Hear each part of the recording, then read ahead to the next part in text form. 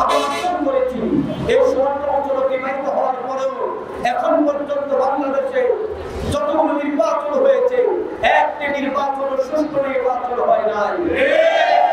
প্রত্যেকটা নির্বাচনের পিছনে কারো ছায়া ছিল, প্রত্যেকটা নির্বাচনের পিছনে চক্রান্ত ছিল, ষড়যন্ত্র ছিল।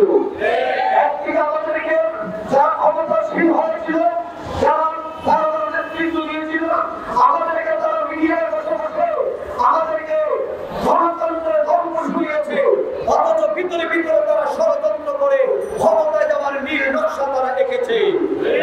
আজ এই দেশের এই ক্রান্তিকালী এসে স্বাধীনতার 54 বছর এসে আমরা সেই ওই সকল দুর্নীতিবাজ নেতাদেরকে এবং ষড়যন্ত্র করে যারা গণতন্ত্রকে হরণ করতে চায়, সেই সকল নেতাদেরকে আমরা আজকে তাদেরকে সাবধান করে দিতে চাই, এই নাটক আর বাংলাদেশে চলতে দেওয়া হবে না।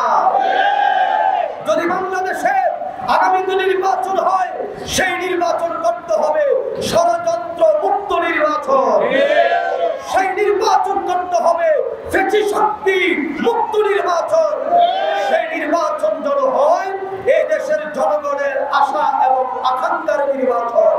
যদি এই দেশের জনগণের আশা আকাঙ্ক্ষাকে মূল্যায়ন না করে ষড়যন্ত্র করে যদি কোনো নির্বাচন করতে চায়, এবং কেউ যদি কোন দল যদি ষড়যন্ত্র করে আবার ক্ষমতায় যেতে চায়, জাকের পার্টি তীব্র বেগে তাদের সেই মোকাবেলায় জাকের পার্টি দাঁড়াবে, কথা বলুন ঠিক না? কারণ আমরা বারবার ছাড় দিয়েছি, আগামীকাল কোনো ছাড় দেওয়া হবে না।